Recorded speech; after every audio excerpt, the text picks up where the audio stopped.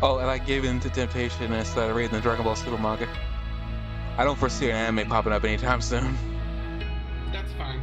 I try not to pay much attention to it, but because I'm subscribed to YouTubers and YouTube knows that I have an interest, like sometimes if I'm playing like a YouTube video and I'm in the shower or something, it starts playing, autoplay brings it to like some Dragon Ball Z thing, or I see stuff in the DBZ news, like, you know, that's just in the thumbnails. Mm-hmm.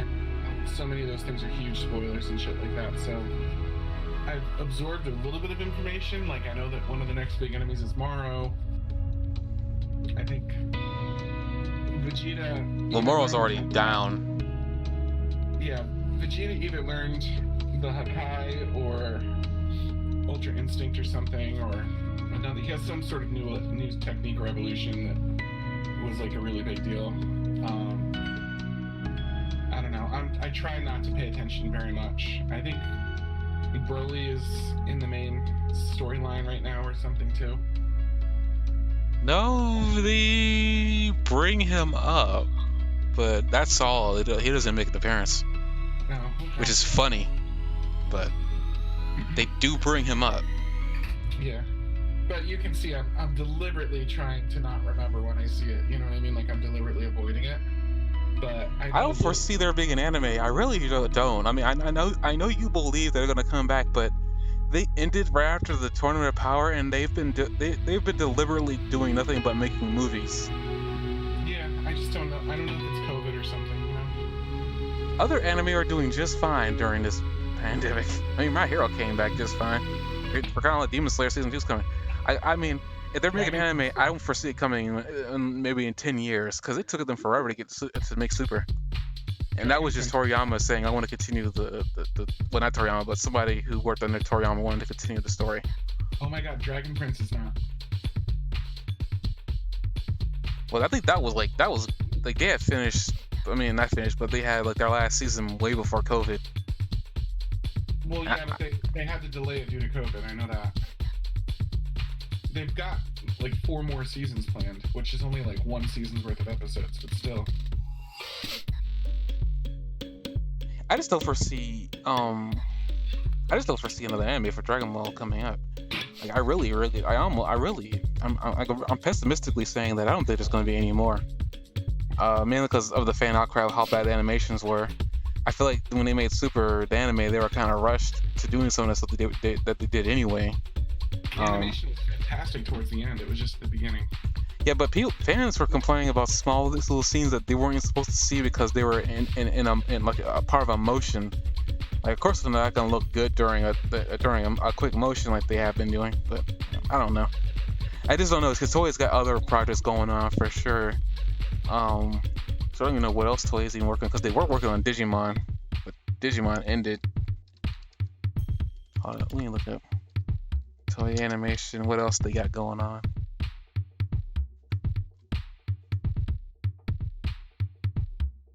They're still working on One Piece, and that's not going to end anytime soon.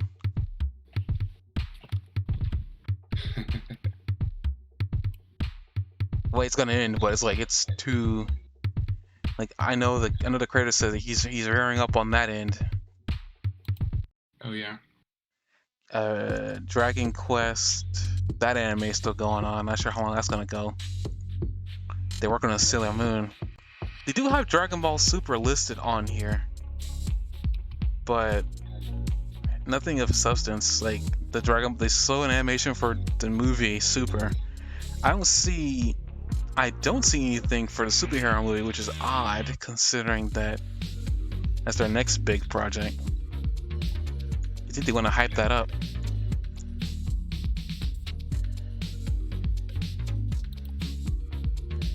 They working on Sailor Moon, and Yoko didn't like that at all. Oh my god, when are we starting the podcast? And this podcast already started. What? When did you do the opening? You brought up everything else. I was just doing that. I was just getting into the conversation. I mean, with that was a good segue to opening. We're back for the next podcast episode in October. We took an entire month. Well, we didn't take an entire month off because I did a podcast by myself for 1 week, but it didn't go well. So I just said nope. We're just skipping the rest of the month. You need me for all the sadness, for all the grief I give you. You need me.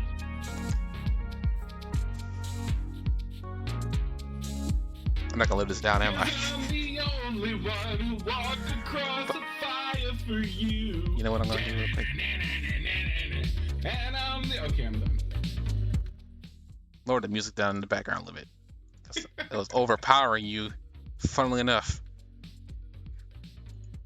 It was overpowering. I'm a very powerful singer. I have a tough time believing that. Okay, we're back on this episode. We're going to talk about the last 3 episodes of My Hero Academia. I think there's also maybe you were challenging me to sing louder. No, I was not challenging you to sing louder. No. Are you sure? I'm positive. I can try. I am 100% positive. I don't need you singing any louder. You were just going on about how I wasn't singing strong enough. You're like, oh yeah, my thing overpowered you. If you want me to try harder, I can try. No. We're going to move on with the topics Forrest of this. Gump says if you can't sing good, sing loud. That's all I'm saying. That's bad advice. Oh. So what are we reviewing today? One Piece, you said? Oh, My Hero Academia's episodes. Well, we have on here 101, 112, and 113. I thought you didn't review 110 with me, but maybe you did. I don't remember. I don't know. I might not have. I might have given you. I mean, I have my Sad notes Man's for it. Parade. Actually, you know what it is? I used your notes last time. That's what it was. You were there in spirit. If you used my notes and I haven't watched the episode in a month, I think we can probably let that one slide. I mean, you were there in spirit. I remember that. So I guess we'll skip our Sad Man's Parade. Did you hang up on yourself? Is that what you mean? Jesus. Towards the end, did you say something obnoxious and hang up on yourself? No, actually, I don't think I said anything that ends the podcast. I guess we'll get that treat at the end of this. Okay, so we're going to... Basically, these the last couple... Well, the first 2 are like origin story heavy for Tenko Shimura. Well, Tenko Shimura and then Tomura Shigaraki. And then the last one is just a segue into the next arc that happens. I believe it's gonna... There's no official date, but we know season 6 is coming. So I think March of 2022 is usually when they like to start this. Mm-hmm. March, April. So like there'll be several months of no My Hero Academia talk on this podcast, unless we segue into random headcanon, which could happen. I guess with that, we're gonna start with episode 101, Tenko Shimura's origin. I want to bring up that I don't think they were trying to get us to feel sorry for Shigaraki growing up, but I'm gonna say that in these 2 episodes, it's probably deserved that, which is kind of harsh to say. Even his older sister deserved what happened to her. So what you're saying is, because the older sister lied and said that he did something that he didn't do, she deserves to walk out, see the family dog ripped into shreds, and then have well, her not that, but when he grew up and destroyed by someone that can make things disintegrate with his mind. Well, that was mine. It was his touch. But I just think that like maybe you might have a really different definition of justifiable than I do. I feel like maybe your definition is I don't know. I'm more sociopathic. I think is the word I'm looking for. I'm not sociopathic, Jesus. I mean, you could probably take that what I just said as sociopathic, but I'm not sociopathic at all. I'm just saying that like I don't think the point of that episode was to make us feel bad for him, but I can't help but feel bad for him. Like all this really started. I guess we'll just do it. We'll talk about whatever we want to talk about because these episodes are kind of conjoined together anyway. It's like one big run-on sentence. But I feel personally, nobody deserves to die. I'm gonna let that be known. No one deserves to die. But at the same time, when you have family members who know what's happening to you is wrong, letting it happen because they don't because they know of a background that you have because your mother abandoned you, quote unquote, uh, as a kid because she was a hero. It was her job. Um, and you want to raise your kid to not be a hero. Anytime he brings this up, that's his dream. You punish him by slapping him, beating him over the head with a garden shear, or whatever the heck that was. That thing he grabbed when Shigaraki was unknowingly, unbeknownst to him at the time. Well, later he says he kind of thinks he knew already, but unbeknownst to him at the time, as a 5-year-old kid, destroying the terrain underneath him. Mm-hmm. I feel like you can't say that like they didn't have it coming. Like it's the whole like don't bully somebody into a corner and then expect them just to walk away after a certain amount of time. Something's gonna happen. You don't know what's gonna happen, but something's gonna happen. And I feel like in a situation like this, I feel like he was being bullied by the people that should have been protecting him. Yeah, I get that his father has baggage, but he shouldn't have been putting that baggage on his son. Right. Like that I like honestly like his father, his mother and his sister and everything, like, you know, like I feel kind of bad for them because like they kind of just got destroyed without him even knowing what was happening. Shoot, but his father on the other hand saw what was happening, and instead of trying to figure out what's going on, grabbed a garden item and then whacked him over the head with it, and then was shocked that his son jumped him. Like, I'm sorry, but like I may be in the wrong here, but like I feel like that was coming. Like you don't bully somebody or beat them over, you know, or subjugate them so many times and expect that just to pass over. Something's gonna happen, a psychotic break or whatever. Hypothetically, it would have been okay to do that to Endeavor.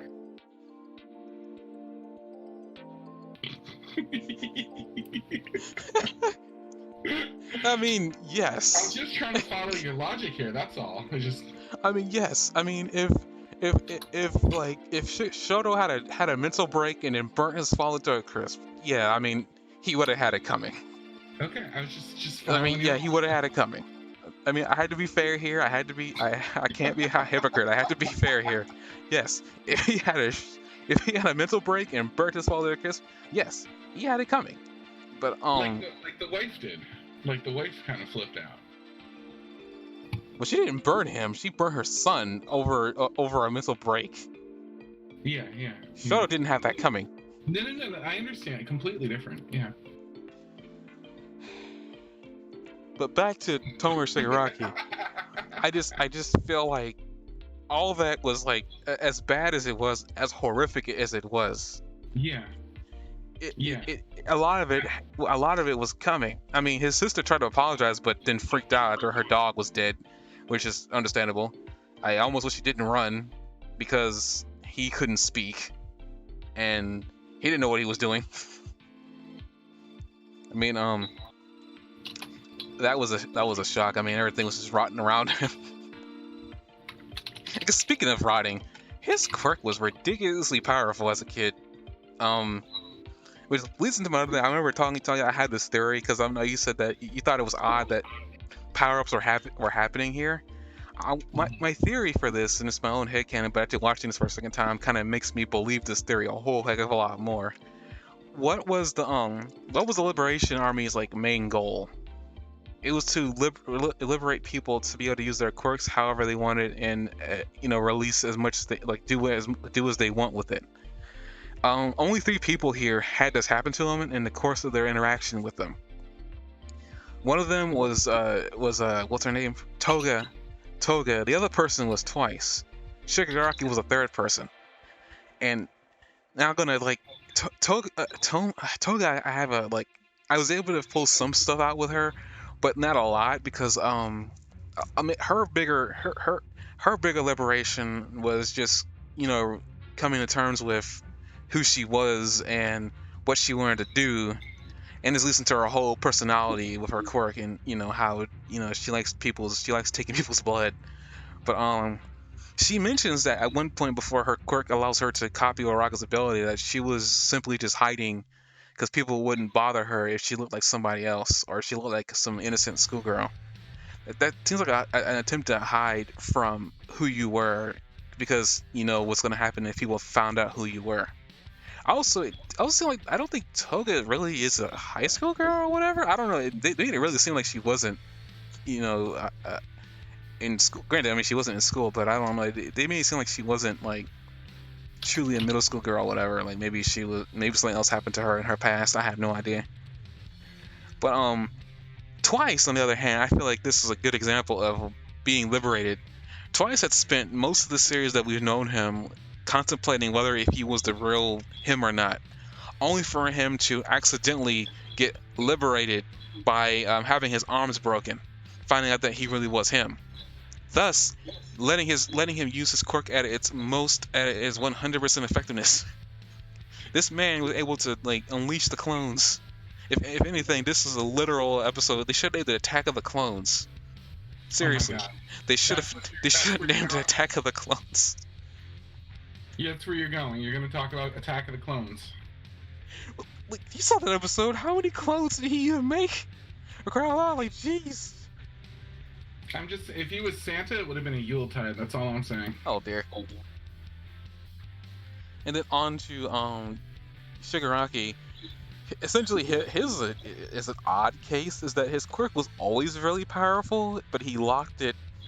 He mentally locked it behind a mental break that had his memories get removed from him for a couple of times, for years at a time, and then they came back, allowing him to use his quirk at its 100% effectiveness. And all I have to say is, this is a problem. He can decay attacks before they get to him. It's ridiculous. Oh yeah, he's pretty broken at this point. Like, he can decay attacks before they get to him. It's like, okay, this is a problem now. Like he's no longer afraid of his ability, or he's no longer locking it mentally behind a wall in his own brain that he didn't know was there, only for it to break the moment he got his memories back.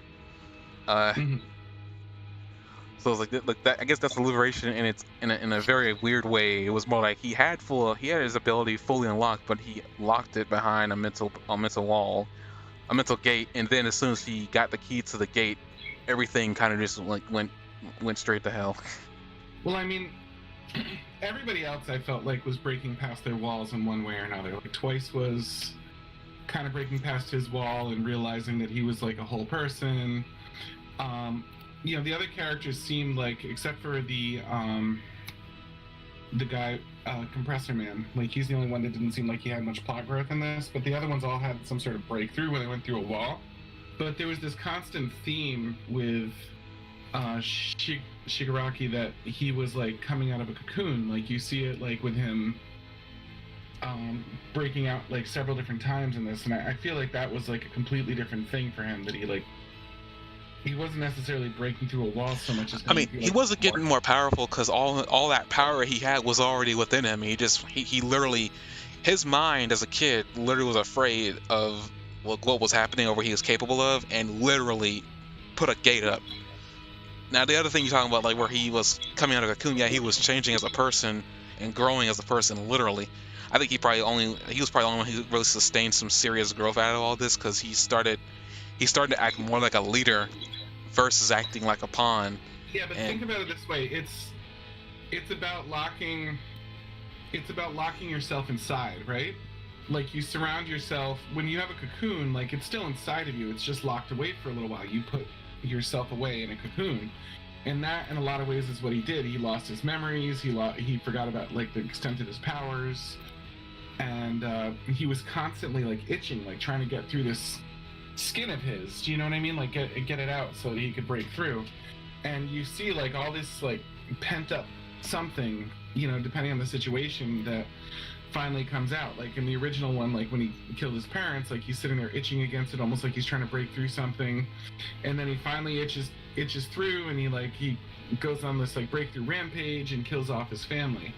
And then you see him kind of lock everything away again. Like he had it all locked away, all that anger, negative feelings that he had from like his family and being denial, saying he wanted to be a superhero, and then kind of being beaten, and you know what I mean? He was locking it all away and saying, no, I still want to be a superhero.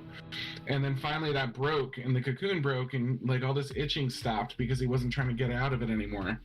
But then after the breakthrough, he locked himself away again, and he was locked away for a long time. And then something needed to kind of whittle him away. So that doctor told him to fight Makia. So he starts like battling Makia, and he's getting worn down, more to the core, like every day, sleeping for 4 hours and fighting nonstop after that.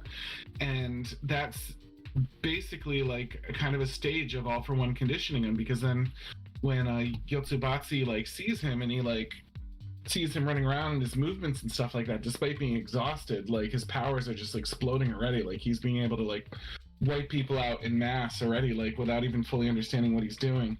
But then Yotsubatsu sees it, and he goes like, you've been training like intensively, like way more intensively than I was giving you credit for. And so you see this moment where he's like, you see this moment where he's like trying to like resolve that, and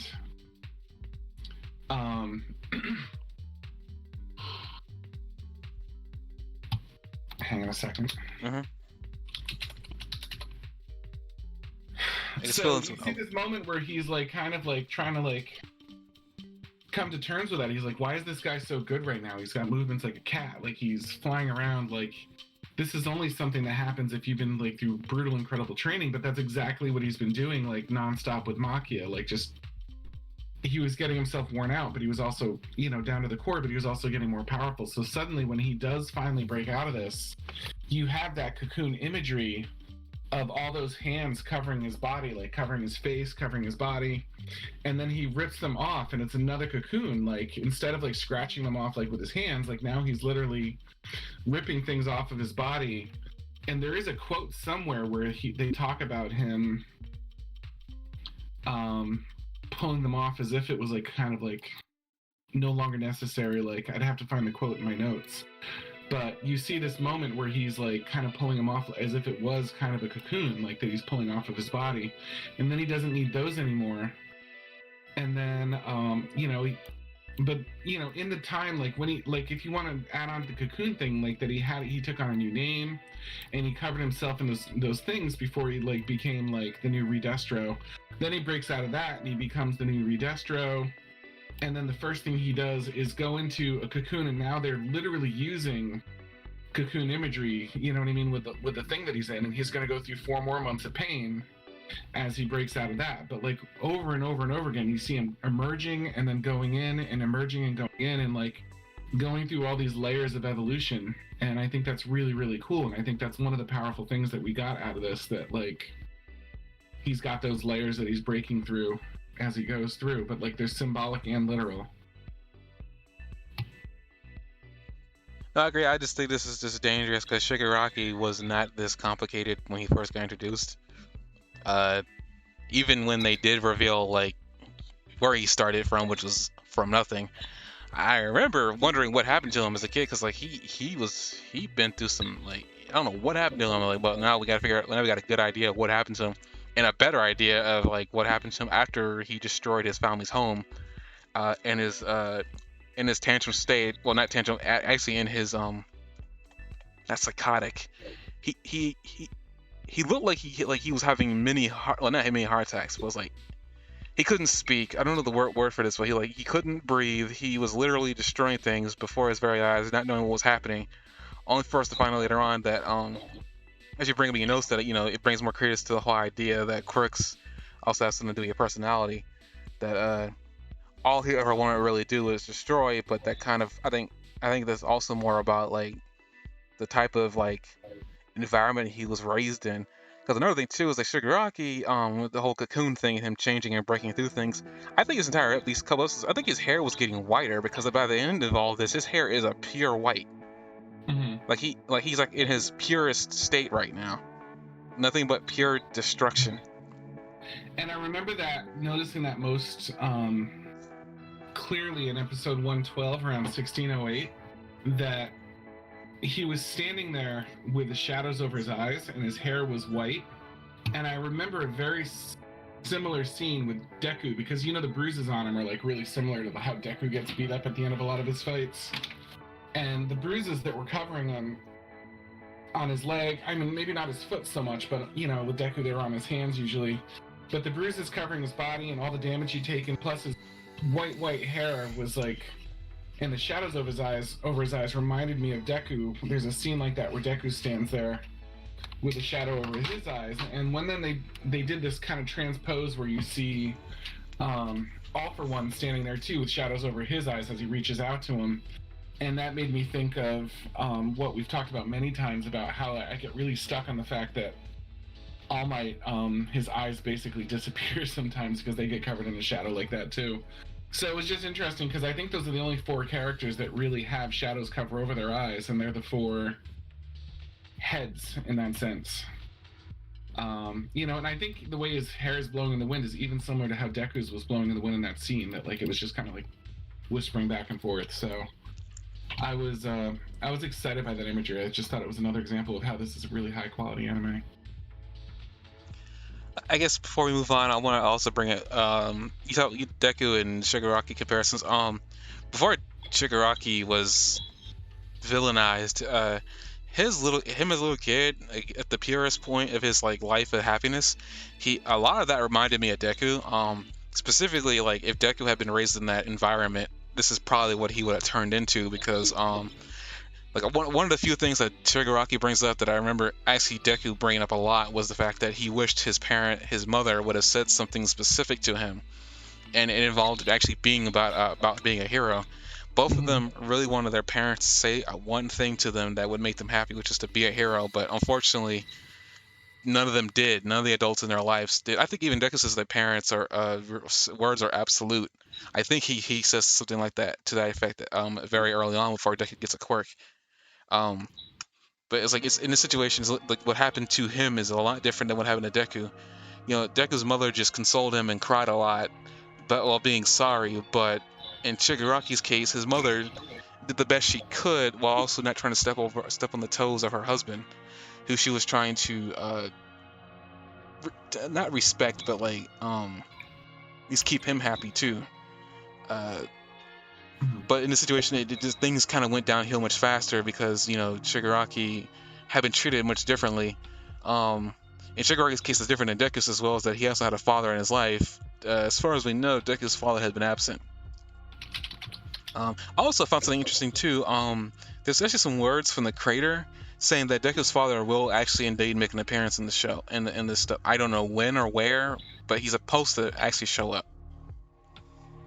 So we'll I have sort of a weird feeling that it might be All Might. It's not him, because like All Might never, as far as I know, like All Might, he never had time for relationships. Well, that means even being in bed with a woman. whoever Deku's father was didn't have time for a relationship either. But yeah, but I thought about that. One of my notes was on episode 111 at 11:11 or so. Shigaraki's grandmother kind of looks like Deku's mother, and we have that family ties thing with, you know, the previous All Might and everything else. It just struck me as like, I don't know. I agree that it's unlikely, but it just struck me as a little too fitting with the storyline to completely disregard the possibility that All Might was, I mean, with the paternal attitude that he takes towards him and how he's completely under his wing and everything else, and the fact that neither of them have a quirk, and you know that quirks kind of like follow suit from, you know, down the line. So as far as I can tell, the mother doesn't have a quirk. Like, we've never heard of the mother having any quirk like that either. So whose mother? Deku's mother. What's her quirk? She can make things float a little bit. Oh, well, anyway then, but like the Deku doesn't have a quirk, and that's, you know, quirk or possibly lack thereof is passed down genetically, you know, and quirks are similar to the next person if they do get passed along. So Deku got his trait from the father. All Might doesn't have a quirk, supposedly. Deku doesn't seem to have a quirk of his own. He has 9 others now, but whatever. Why are you so stuck on the fact that All Might has a quirk? All Might, well, for the sake of this conversation, let's say he doesn't. But the idea that, like, All Might is the only other character we know of that doesn't have a quirk, supposedly, and I want to point out that there's no way All Might could be his father because they don't look alike. There's nothing. They don't have a physical similarity at all. Like they really don't. Like he's blonde. Deku's got like blackish green hair. Okay, but like, what does Shigariki look? Who does Shigariki look like? None of his family. He looks like his father to an extent, even in like a mix of his grandmother. That's a reach, dude. No, I can see that. That's not a reach for me. I can actually see that.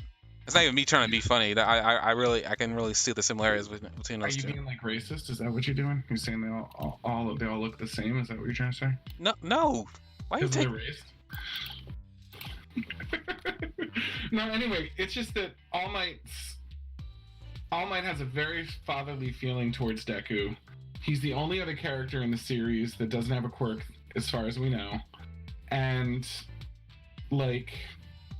here we have like a family tie with the previous All Might, being the grandchild, and huge parallels between these two characters. So the story would make it work. They're not drawn the same, and it seems like it's a little bit of a reach, but like it does fit in kind of like a puzzle too. My thing with that, even if he doesn't, even if I agree with the whole idea that he doesn't have to look like his father, there's still be like a trait or something from him that he would still have, and I don't see a similarity at all. Personalities are constantly drawn as similar. So other characters have the same personality like him. Like they want to be a hero, they want to uphold the peace. Screw Bakugo, because like Bakugo's got a problem all on his own, but like Shoto's kind of got that in him as well. There's a lot of characters that really want to, like hold the peace and whatnot, and they're really enthusiastic about it. Yeah, I just mean it just seems like an interesting fit. That's all. I agree with you that it's probably not the case, but it's such an interesting fit. I thought about that a long time ago, but I could never make it work because it doesn't make any dang sense. Because like it wouldn't make any sense like in the terms of like, granted there is a huge chunk of All Might's like movement that we don't know of, and that also includes One for All, but All for One, but that still doesn't make any sense because there's no way he could have done something with Deku's mother and she would have gotten. The chances of pregnancy are always like 50-50 regardless of whoever you're with, but at the same time it just seems kind of weird. Because that also means that this would have happened like 15 or 16 years ago. Mm-hmm. I don't think that fits the time when All Might was battling All for One. I could be wrong about that too, because we don't know exactly when all this happened that's missing in his movement. I considered it, but at the same time, I could never make it make sense because none of it did. Like this show likes to take like a huge emphasis on like timeline and where things were happening at a certain time. They like to really use when something was happening in conjunction with something else. Yeah, it's just that there's such a correlation between everything.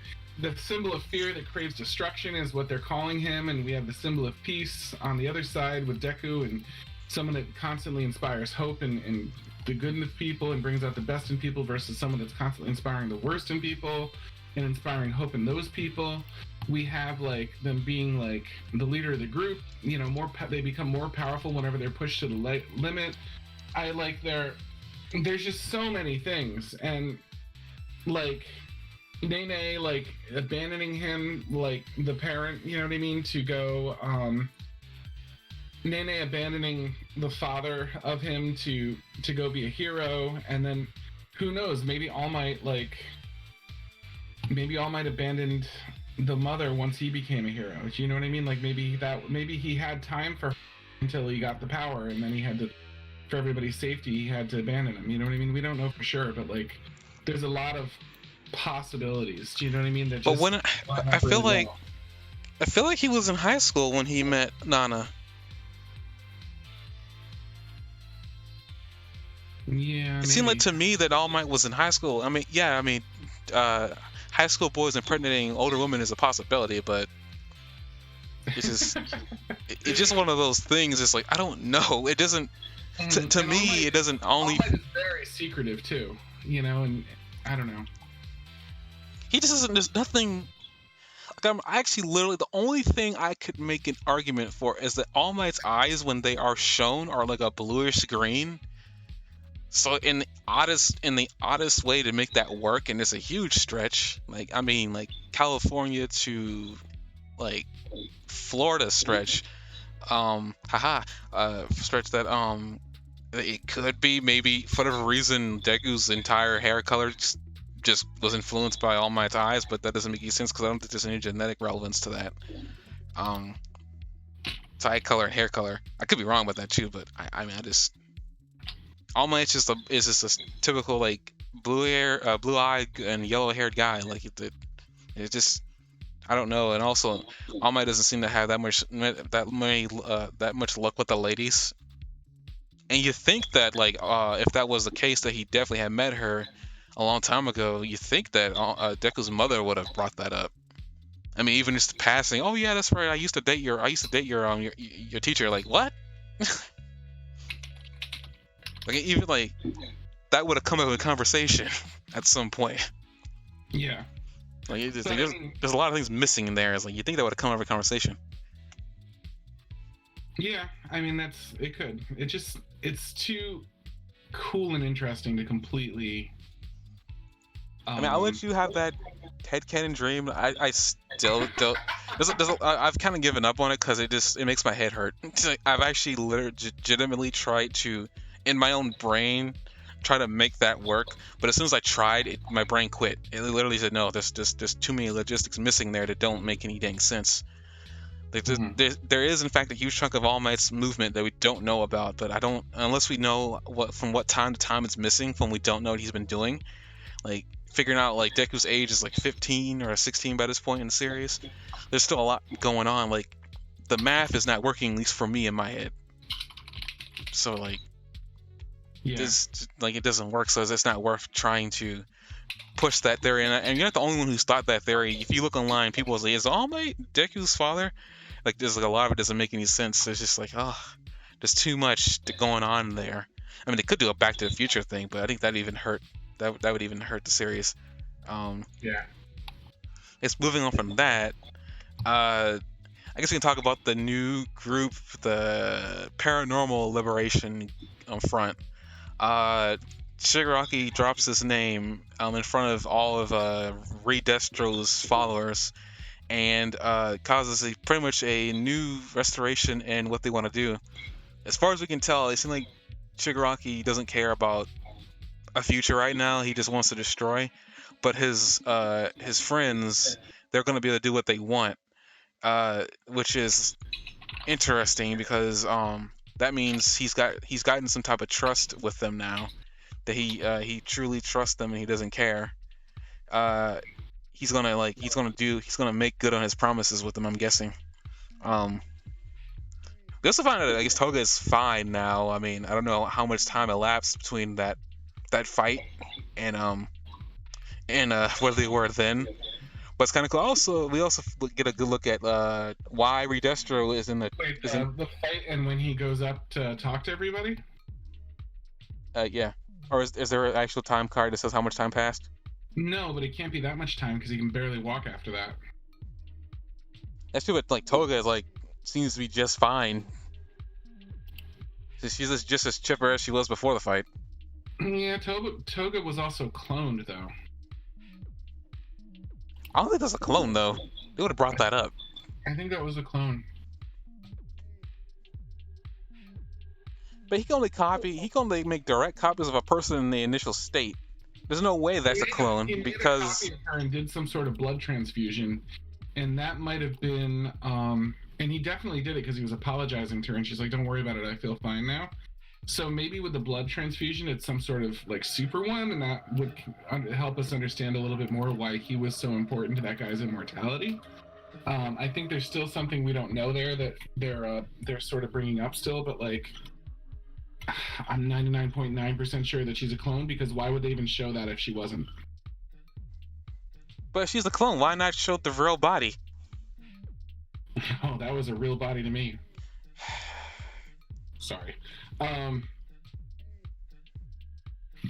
don't know. It looked like he cloned her and then did something with. The only thing I think is that maybe he cloned her and then transfused the clone blood into her, and that's what healed her. I don't know. that doesn't make any sense that that's a clone, because like there's several things that I want answered. Is like where is he keeping the real Toga then? Yeah. I guess I don't want to know that because he's really creepy. But I mean, we don't know where her real body is if that is a clone. But I'm more heavily on leaning the fact that's not a clone. Because if that's a clone, we'll definitely know for sure. Like she can't go into fighting whatever because she cannot take damage. Because if she does take damage, she's gonna just turn to goop. He would be more protective. He'd be more protective of her than normal, Yeah. which is still creepy. But I mean, He must be great for threesomes. He could just make like few copies of his like girlfriend. great. Now we're on to the sexual applications of quirks now. I was just thinking of the next line after making a copy of your girlfriend.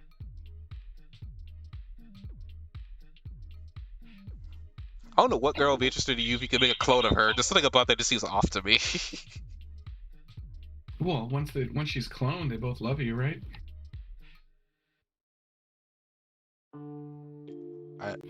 I don't know. I think we're crossing a border that I don't want to really cross over. You're already over there. You're trying to get me to cross the border. I was like, I don't know if I don't want to like walk that line. It's not cheating if it's still her, right? Oh dear. Well, anyway, so what were you getting at before I sidetracked you with whether or not she was a clone? I guess I was talking about the Paranormal Liberation Front. You know, as you brought up, the evolution of Shigaraki is continuing here. So far, we only see him with one hand, and they say that one survived the skirmish somehow. So it looks like it's also the hand that's always on his face. I mean, there's no confirmation of that because it's on his face. But it's interesting too because in the last time, like when he got in a fight, remember they brought him 5 hands and he's like, "What's the 5th one for?" And they said, "Well, because you broke one." And he had that extra hand then, and now he has the extra hand, but it's the only one. But I just thought that was an interesting parallel. There were so many parallels in this that, like, in so many like cycle follows. Like one of the ones I mentioned in my notes was that when he was like about to emerge, he started talking about like everything like it was a video game. He's like Makia, when they were like, "You have to go fight Makia," and he's like, "Oh, well, this guy's beatable. He's just got a lot of hit points." And then when he went to the city, Yoshibashi was the boss. Like he kept saying, "Oh, so you're the boss, huh?" You know, like this whole thing was a giant video game. And I thought that was super interesting. Like, I mean, he's always talked about things in terms of video games. Like, I mean, in his first appearance in season 1, when he had his emerging. Like when he emerged, he stopped. Everything got really serious, and he was still talking and doing his banter, but he dropped all the video game stuff like entirely at that point. But then in episode 113, they start going back to like kid comparisons and things like that. He's a kid on Christmas, the scientist tells him, and he's full of dreams and hope. And you know what I mean? He just like, he starts going back to all that like kind of like childish comparison stuff. And I thought that was so interesting that like, that they do that. And at the same time, they're going back to the cocoon imagery as well. I don't know. I just thought that was super interesting that like, they have this childish, playful like language, and then like he breaks out, and then they drop it all. Everything's much more serious, and then all of a sudden, like he's going back into cocoon mode, and they just kind of lapse right back into it. Like he doesn't do any of that language when he's addressed. He doesn't do that until he realizes a new cocoon is coming back up, and then they start going back to that motif again. I understand. Also, I know in your notes you say why and how was insight negated. When he used insight to get those people to move, the moment that Shigaraki looked back at him is like when I guess maybe fear can work in the same way if they were afraid of Shigaraki, because I mean Shigaraki was already at that point had already destroyed everything, taken down their leader. I'm pretty sure they weren't like willing to go down there and die. Even though for the feeling that Shigaraki did it, but I was like, he doesn't have a power to do something like that. Although yeah, I don't think it was a power. I just think he was just looking at them with malice. Because I mean, at that point, he was willing and able to kill anybody that came into his path. Yeah. So like, I mean, at that point, I mean, yeah, I know it's a stretch, but it's one of those things where in anime they typically do that, where you know if a character looks at another character, typically they can feel each other out with their eyes in terms of their power level, whatever. I think it was one of those situations where like you know Shigaraki was just able to throw out his murderous intent to them, and he was like, okay, we're not getting close to that. That is Yeah. a wild animal waiting to pounce, and I do want to kind of make a mental note of that though, and see if anything comes out of that, because it was very interesting to me. I mean, if he starts decaying things of his mind, I'm gonna be done with the series. I what? If he starts decaying things of his mind, I'm gonna be done with the series. Yeah, it's gonna be a little rough, but I don't know. It was just very interesting. I was wondering because he was sort of almost using his decay ability on the other guy's like black energy ball, and that made me wonder if like they were somehow hinting that maybe his next evolution he might be able to like decay energy attacks as well No, as. he was. I mean, he literally decayed it. I mean, he didn't. I thought he was decaying the guy's hand Yeah, he did. He did. interrupting the He was attack by doing doing that. multiple. He was doing multiple things in his confrontations with that man. He when Shigaraki does come out of the final flashback, Destro brings out like Burton 100%, and he swings it at Shigaraki, but Shigaraki just takes the hand and he just like palms it. Now, unfortunately for Shigaraki, he still took some of that burden, but he got rid of most of it. I think Shigaraki was learning that you know anything he touches that includes energy, he can just make it like lose all potency. Yeah. It was part of the whole thing that anything connected to anything he's decaying gets decayed. It's just one of those like it's one of those ridiculously overpowered abilities that he just unlocked because he forgot he had it. Yeah, but that's what I meant. That's what made me raise an eyebrow, and one that's what they were kind of getting at, that like he now could do that. You know what I mean? I mean, yeah, I mean, he first started showing that he could just decay things with his entire hand, and I thought that was weird because I thought they was specific. They even bring it up too. It's like he specifically says he can't decay anything unless he has all 5 fingers on there. Now he can just decay things with his finger. I'm like, that's gonna be a problem. And he starts decaying, and he's also touching all kinds of other stuff too, like that hand, for instance, the hand that he decays later, but he doesn't decay then. He touches it, and he doesn't decay it. So now he can just literally activate the quirk when he wants to, and it doesn't cause any problems. Yeah, that's pretty cool. He's doing things like I think you bring up that you know like when Desh was fighting him during that situation where he's like finding out that Shigaraki is a little bit more dangerous than he initially thought he was. Like he said he could have like touched a hero at that during that Kamui incident and gotten rid of them. Like he brings up that he could have easily taken out one of the heroes during that fight. Shigaraki was like so an upgrade over him, wasn't he? Was just completely an upgrade. Like when they were fighting, he was being pushed to the limit, and Shigaraki was doing just fine. Like, well, I mean, Destro's ability depended on him being stressed. Shigaraki doesn't depend on that. He looked at him and he's like, "Why am I not stressed?" Like he goes, "Why am I losing stress about this fight?" And he has to use that armor that like puts him in pain to be able to get out of that and like restore his stress. He has to put his body in physical danger. But like he's happy despite himself because he's watching this guy and he knows that he can't lose. He's like, if I lose this fight, we're gonna have a better. Then it's just proven that we're gonna have a better leader. You know what I mean? Like he's happy that he might lose to somebody that's going to be a better leader of this army than he is. I guess speaking of better leader, he can't worry. He can only worry so much because he can't really lose. Yeah, speaking of better leader, it's kind of funny that they have that little thing going on. I'm not sure it's juxtaposition. I don't think that's what I'm looking for, but like there's a situation where you see, as Shigaraki's about to destroy him or whatever, he has a flashback to his team members saying that you know we could really use some money, or if we could team up with the Hisekai people, we probably have a better chance of doing stuff. And he brings the fact that he didn't do it, and he takes his opportunity to actually like merge with another group of faction of people to get what he wants.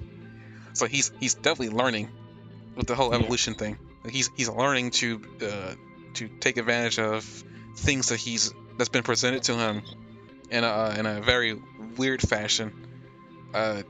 It shows that he's definitely growing, and it just makes me more afraid of the confrontation that happens when we do have him fight Deku, if it happens. Yeah, absolutely. Because like when you get into episode 113, Like, I know it's in one way you're thinking, oh, they're just like they're cooling everything down now, going to slice of life kind of stuff and things like that. But and doing some explication about what's been going on with the heroes. But at the same time, I'm like watching that, and I'm like, holy shit, like this guy's like taking it to the next level and becoming like a completely new evolution of his character. And meanwhile, Deku's fighting the same robots they fought in episode 1. With his teammates, and they're showing off their abilities, and the robots are going here, and stuff like that. But like, it made them seem like very much lightweights compared to what was going on in the villain world. So I was like, these guys are kind of screwed unless they like kick. I mean, that's why I'm saying I don't think. I mean, you brought this up before that we're coming close to an end. I know for a fact when that coming close to an end because the manga hasn't ended. I will let you know when that happens because I will definitely hear about that finale at some point over the internet. But But like, and the other thing about this is that like you see like with I keep screwing up his name, but Yotsubashi. Like with Yotsubashi, in the first episode, we see him against someone that's really not quite as equal. Like in the first arc where he takes over a gang, and he completely takes over that gang. And the guy even has like an ability that's kind of similar to his that he can destroy and reconstruct things. You know what I mean? Whereas like Shigaraki can only destroy things, you know what I mean? But the other guy could basically do that and then rebuild them again if he wanted to. But you see Shigaraki like meeting this group, that's a little bigger than his, with a guy that's got a better power than his, and he still completely destroys them in the end of it. Like he's the winner of that arc. Like yes, the heroes won too, but he definitely won too as an anti-hero. And in this one, you see another thing where you see him up against somebody that I wouldn't necessarily has a better power than him, but has him way outnumbered. He has a whole town against his like 5 guys, and they're both leaders of their group. You know what I mean? They're both more powerful as push the limit, just like Deku and Shigaraki, and they're both just like Deku, like carrying the legacy of their former mentor. You know what I mean? Or their former deal. And he really, like, given how far behind he was, really like wiped the floor of it. You know what I mean? Like really kicked the shit out of what was going on there. And during the fight, you see some parallels that reminded me of the hero arc as well. Like when did you note that part that I put in my notes about when I'm gonna have to look up his name again. I'm so glad I had this written. Yotsubashi is holding on to that piece of robot armor. Did you pick up the significance of that I picked up? Who the heck is Yotsubashi? Is that the name? Is that the name of Redestro? Yeah.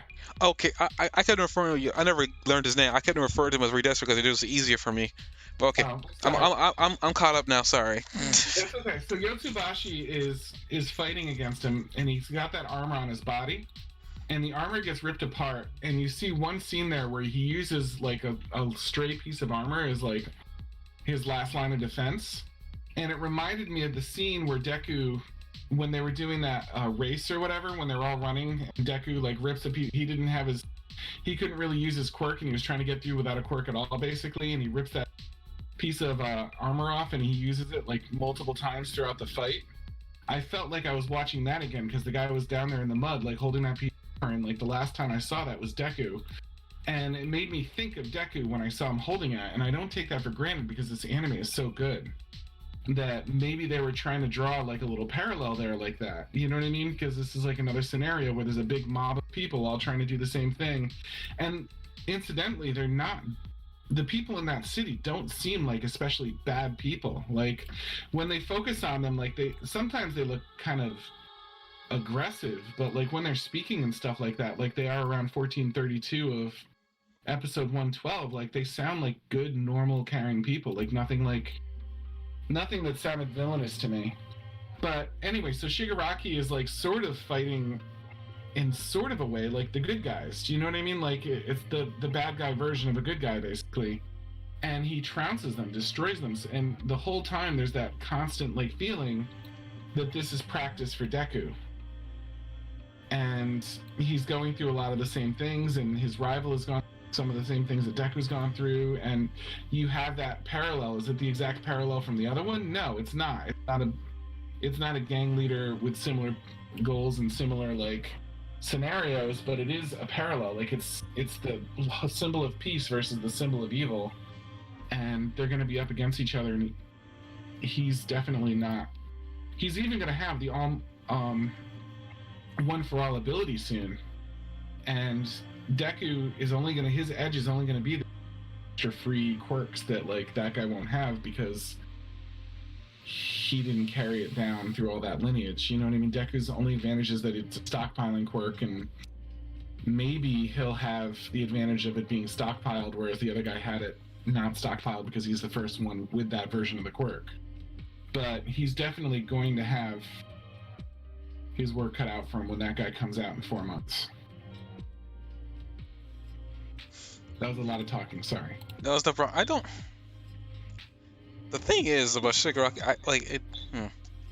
I don't know if Shigaraki's gonna be like the main threat. It just seems like to me that, and I take this as the fact that he's sitting in a chair, and typically in fighting anime, if there's a guy sitting in a chair, he's usually the last person they're gonna fight, but he ain't gonna fight. He ain't gonna come out till like very very late in the arc.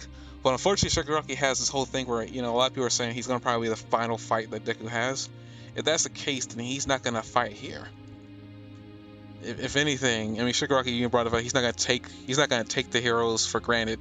He's gonna stockpile as much power as he can get, so that way he can take them down. Because that's his goal, is to demolish them all. Which again is really scary, considering how much decaying he can do from a quarter mile away, and how fast it accumulates too. It's ridiculous. It's not even a slow accumulation of decay anymore. It's like an immediate.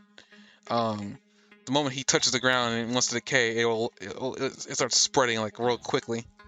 Mm-hmm. I almost want to say you can't even call that quick decaying anymore. I think it has to be called something else. Yeah. Disintegration or something, yeah. Yeah, that just sounds cool, disintegration.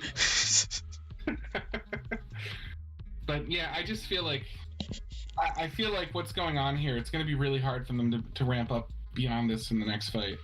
I can't think of what they would do. Like, in the way this fight is being built up, and they can either let you down by not having it not be as big as they're building it up to be, or it's going to be a fight where all the main heroes fight for survival, and they're in so much trouble that they have to count on the class A and B characters to provide support as like their cavalry, because they have nothing else that's going to work well enough, and that they're going to have a huge battle with who's been set up as the main villain of the entire series 100%, and they're going to be in the Deku's going to be having huge amounts of power-ups by then, and Shigaraki's going to be having huge amounts of power-up, and they've been training with the number one hero.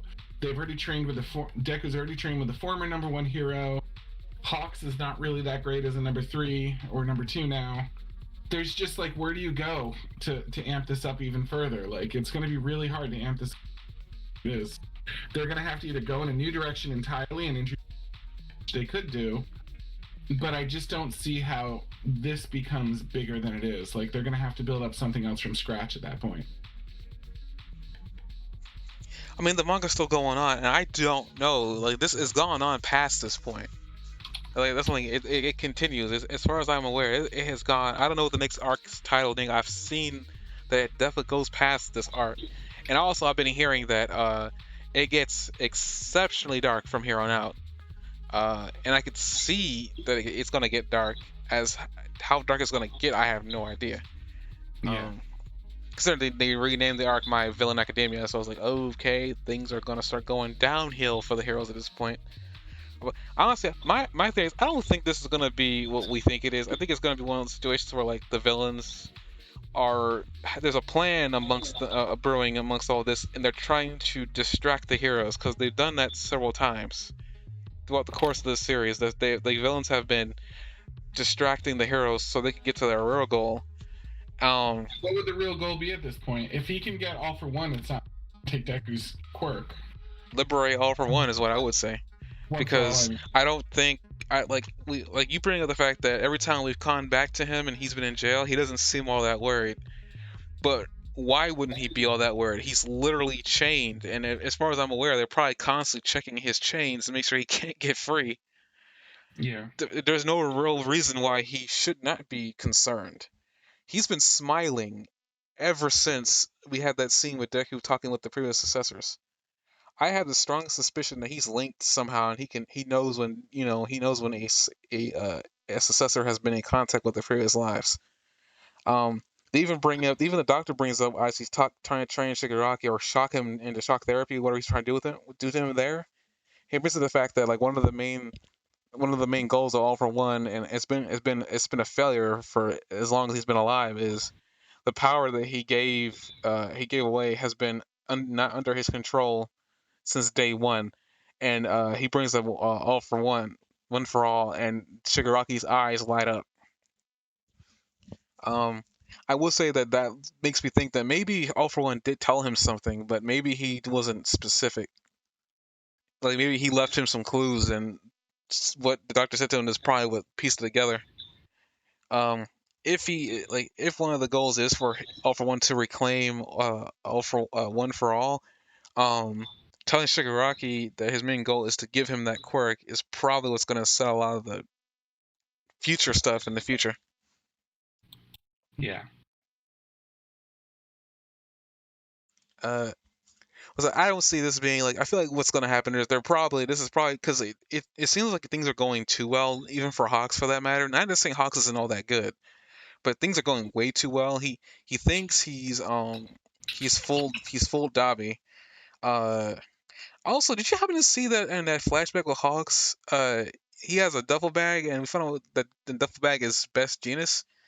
Do you think that's a fake? Is it just a brand? Is it just like swag? I didn't see that, but I would imagine it would be like swag. No, it's like I mean, it's like when Hawks is talking to Dobby, and they have a little bit of flashback of because he's like Fox saying that he's got to hurry up. He can't be too slow, or things are gonna look bad really quickly. And we see that there's a point where he has a duffel bag on him, and he opens it up. When you happen, if you look hard enough at it, you can see Best Genus in there, and it doesn't look like clothes. It just looks like him. You see his blonde hair. You see his trademark jean clothing. It seems so odd to me. And we saw that Best Genus was fine earlier on, That's but then again, weird. I do remember seeing that in that scene where we see the Best Genus is fine.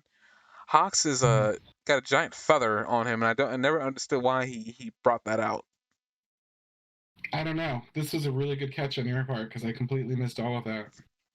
The only thing I noticed from that interchange was that Dobby says that he's number two, and the ice guy from the previous episode had identified Dobby as the most dangerous after Shigaraki. So I was thinking that like the number two villain was kind of giving a nod to the number two hero there. But that was the only anything I got out of that moment. So that was a really good catch on your part. So I don't know what's happening there, and I hope we get confirmation about that. 'Cause I thought he was fine. We also got that Mm-hmm. whole like little story with Bakugo saying that he's going to tell him what his hero name is. So we got to get some. We got to get some. We got to get like a resolution to that. Mm-hmm. I like to know what hero name he's chosen. Granted, judging with how anime likes to handle names, I'm not. I'm going to probably be very upset when we do hear it. No, I say this because I have a history of like being very excited about a name that they're hyping up, only to be upset by it by the end. I specifically call out the Yu-Gi-Oh anime. There was a big storyline with Pharaoh, who's the main character, who lost his memories, and one of the bigger plot points was for him to be able to move on with his life because he's already dead. Um, he needs to remember his name so he can move on. And they make such a big deal about this name that I thought it was gonna be the best name in the world. I was gonna be satisfied by the end of the series because I literally spent a good majority of my life following that story to the end. And when I found out his name was, I was very disappointed and very upset that I wasted all my time on that. Mm-hmm. So I'm expecting the same thing here, but so far my Harry name has been very surprisingly good to me. So I mean, 50-50 shot on whatever his name is, because I've been trying to come up with names for him as a hero for years now, and the best thing I come up with was Grenadier because of his giant grenade hands. Other than that, I had not been able to come up with a better name. That Well, is since he's so proud that he can hover, and he was telling Deku how he won because he already learned how to do that. What if we call him Firefly? oh dear. No. No, I'll be really upset. I'd be very upset. No. He could just be like pushing into to Deku that he learned how to fly first, and his name would be Firefly. It'd be so good. Speaking of, I guess, the float quirk that apparently belongs to All Might's successor, I Yeah, see on here you wrote that she had big hands and he thought maybe she had big hand quirk. I had assumed that, but then we come to this scene here confirming that she has a float quirk. but That what must would have been the some hands were odd. too big though? Those must have been like that might have been a misstep drawing. I don't know why Unless they the would have hands done are that to unless her. the hands are connected to the float ability somehow. What, she could make her hands float and make them look big. That doesn't. Maybe the power was like in her hands, something related to her hands or I something. mean, part of her costume though, if you look at if in every single scene that she's been a part of, her hands have been covered with when she's been in And hero gloves, costume. yeah, like they've been drawing attention to them and them. So it's very possible that there's more to the hands than we get so Maybe far. she unlocked another quirk and she didn't tell All Might about it. Who knows? I mean, we know that she didn't tell All Might everything. Yeah. I mean, we found out that All Might didn't know anything about the successors in the quirk because they never talked to him, which is even I still find that odd that like they talked to at least one person talked to Nana, but nobody talked to All Might unless All Might forgot. But like he was very adamant that he's never experienced the phenomena that like the Deku has. I mean, even Deku brings up when it first happened to him for the very first time when he was fighting what's his name? The guy with the mind control ability. I forgot his name. Oh, I can't remember. Dang it! And I like him too. What's his name? This is gonna bother me for the rest of this. Tell me your name, Harvey Dent. Oh Sorry. no, please, no, not where is he? Jesus. Can we trust him? Not where is he? Harvey Dent, can we trust him?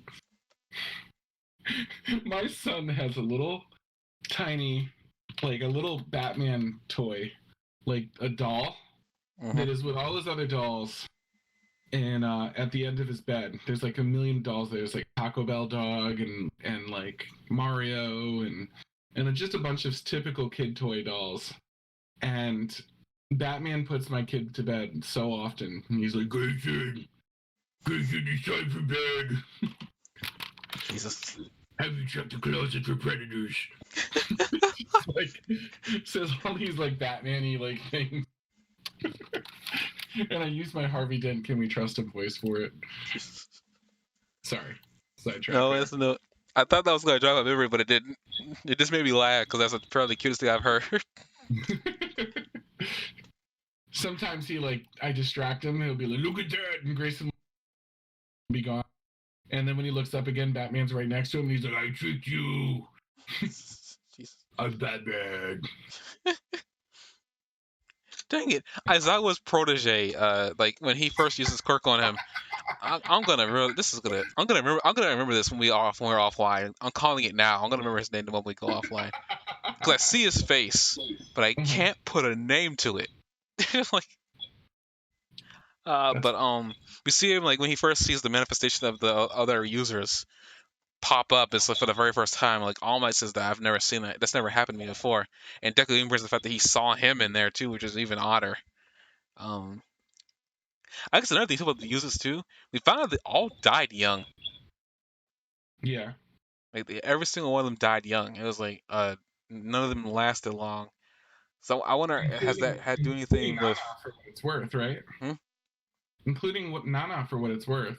Yeah, I mean, yeah, she You didn't last assume long. that when she said I'd come back and to the father to her son, and then disappeared, you can probably assume that she didn't make it through that fight. You know. Yeah, I'm pretty sure she didn't, and I'm pretty sure that fight was like with One for All for certain. Yeah. In Um, episode 111, I mean, All for One. in episode 111 where we see her big hands at 1751, Shigaraki is holding up a sign that says 6. Is that because she was the 6th All Might? I mean, all the 6th one with One for All. I'm pretty sure because I think All Might's supposed to be the 7th. Yeah, I thought so too. It was a weird thing to have. And then he turns it upside down, like towards the end of it with a 9, almost like he's like the anti. The symbolism there, like then, like as he's holding it, like and it's upside down, and that made me feel like the anime was hinting that he was the opposite, that he was the anti. You know what I mean? Anti one for all, because he turns it upside down a couple seconds later after you make that connection. I can't think of any other reason why they would show that and then have it turn upside down than that moment. I mean, like one thing we're seeing a lot of, like, the hero world isn't pretty. I guess as we wrap this up, but we're seeing that the hero world isn't all that pretty. And I mean, even before this, with the kid that didn't like heroes from during the camp thing, we see Yeah. that, like, the people who are related to heroes, they also kind of matter too, and you never really think about that until, like, you end up dying and leaving somebody behind. In some cases, a kid. For the most part, is actually what's been happening here. Um, Usually the kid ends up resenting heroes because, like, they hate the fact that their parent cared more about saving a stranger than trying to be there for them. In Mm-hmm. some cases, like, the scar is there for a while, and then somebody else comes along to heal it. But unfortunately for Shigaraki, his father had a scar on him all the way up to his adulthood that never healed. Um, Actually, funnily enough, it festered somewhat to the point that he started abusing his kid because his kid wanted to be a hero. And I guess to say abuse isn't the right word, but it's like he was concerned that, something bad was going to happen to him, and he didn't want his son going through that. Well, unfortunately, for whatever reason, he couldn't come with the words explaining to his son why. Like when his son saw his grandmother, he freaked out and slapped him. Like, it's one of those things, like, kind of makes you wonder if you put Deku in a situation with the exact same thing happen, and I honestly would say, yeah, probably. You know, Deku would just love him, whoever did it to him. The worse you are to Deku, the more loyal he is. where you getting this from? Bakugo.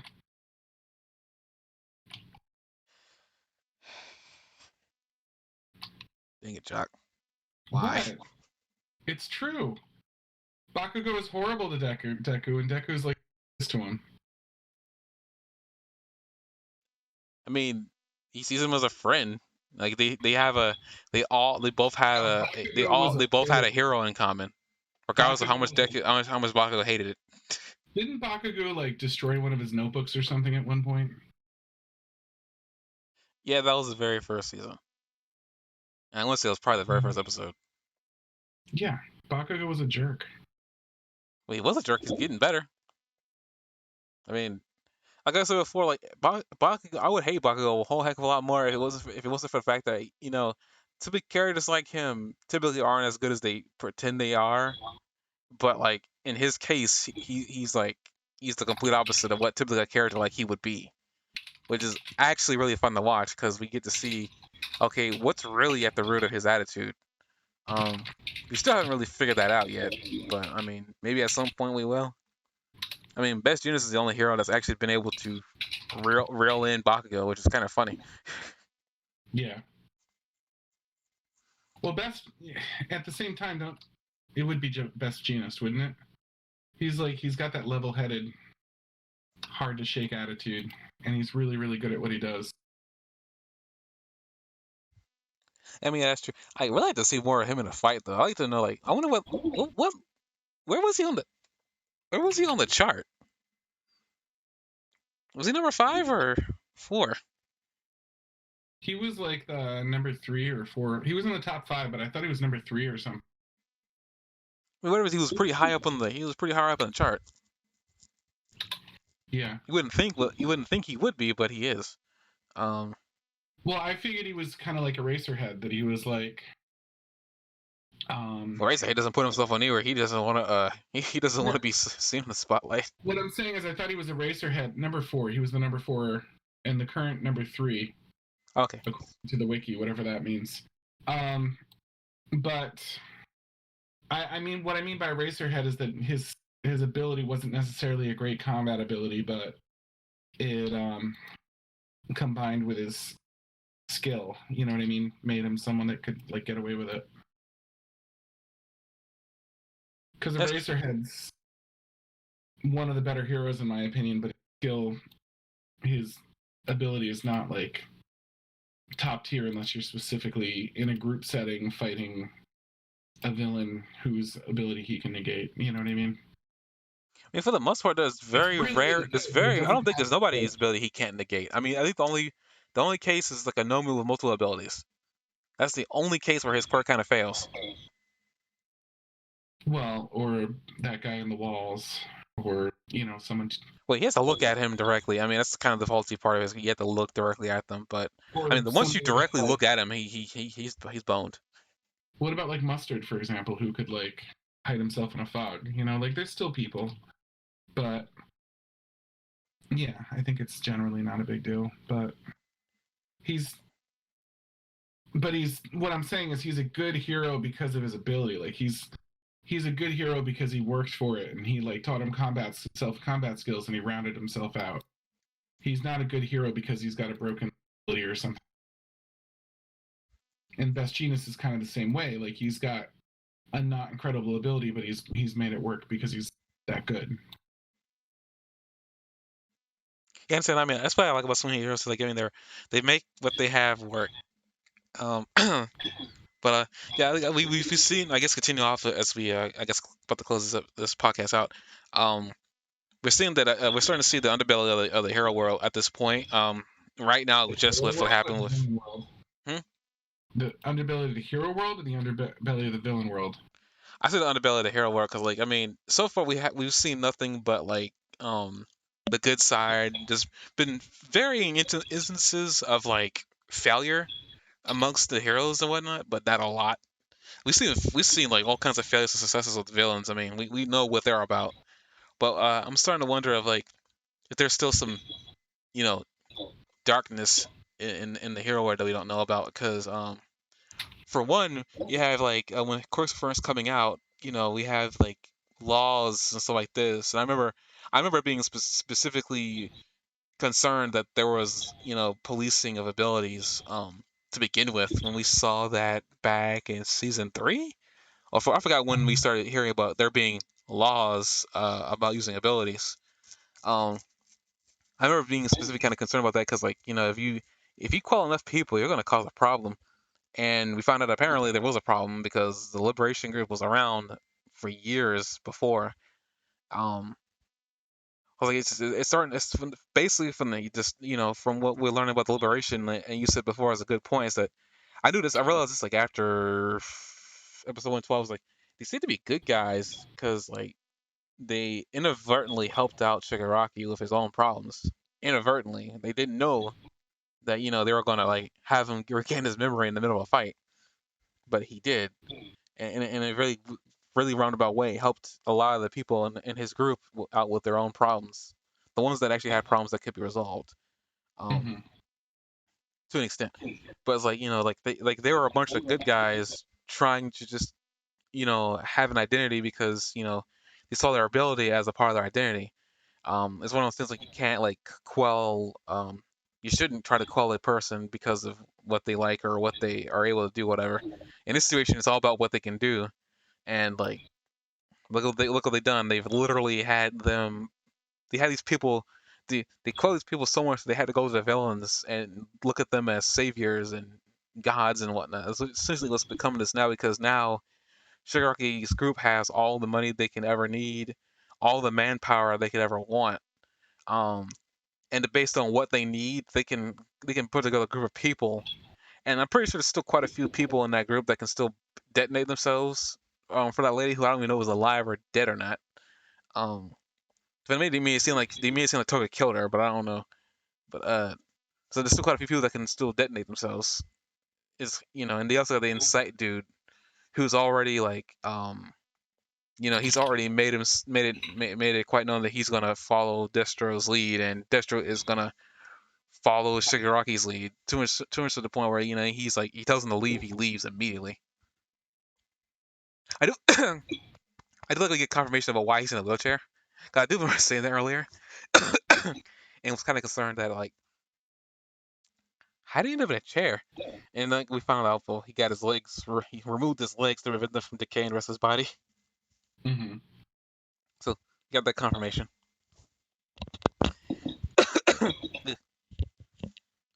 Spit. But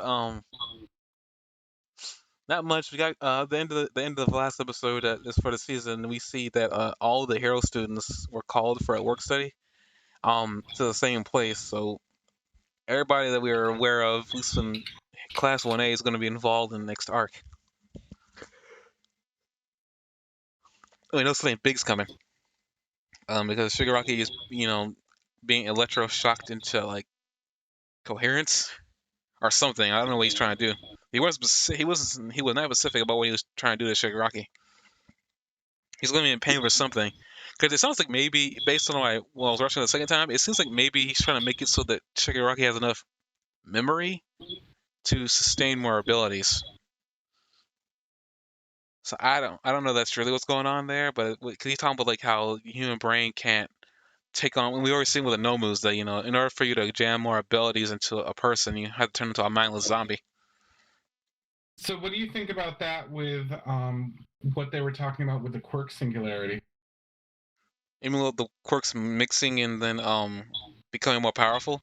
I He mean, said that we kind of already seen the the Kurogiri. way they described it was they said they mix, grow more complicated, more stronger.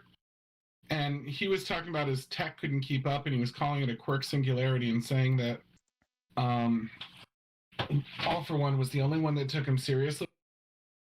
But in All for One, we know is very, very like his strongest non-quirk ability is identifying potential in somebody, or something. Do you think the quirk singularity could go deeper? Um, do you think the quirk singularity could go deeper than that? Do you cause things to go into some sort of spiral where like the quirks are too strong eventually, and like they end up kind of wiping out the people that have them? I mean, well, that sounds like something that he's already trying to do as it is. Like he wants to sow chaos and destruction. But is Uh, that the natural? Well, is that the natural progression of a quirk anyway? That like eventually like humanity would be wiped out by them, and maybe that's where Aries coming in. That they've been doing all this payoff with Aries. That like maybe she's going to be being someone that can reverse evolution, cancel out quirks and things like that. And maybe like she becomes critical in future storylines because the quirks themselves are going to eventually become too strong, too complicated, and things like that. And that the trajectory would be that people in general will become like Nomus, or even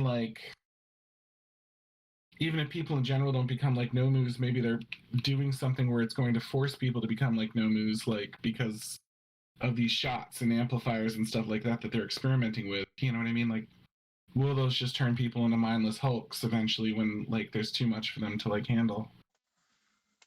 Probably. Or I mean, the doctor, much as I don't trust him, I mean, like he's a man of science, and he he's says that very smart. I mean, he's he's already said that he's done the numbers, he's done the research. I'm pretty sure it is the natural progression, but I don't think it's going to happen as fast as he's making it seem. But then again, what do I know? Because like but they can amplify quirks with that drug and stuff like that. This is certainly something they've been looking into. you know what I'm saying is like I don't think I'm pretty sure it's natural progression, but at the same time, it seemed like an ultimate doomsday scenario that only All for One seems interested in to expedite. Cause But like wouldn't that be a cool like next step to all of this? Do you know what I mean? Like I was saying, like how could you pop this up a notch? If quirks, no matter who had them in the first place, became the enemy, that would certainly be a big deal.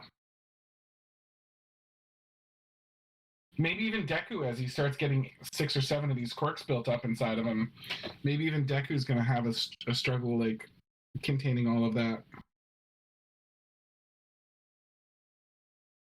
Like this is unprecedented. Nobody's even spoken with the others in a group like this before, or had the quirk this intense inside of them.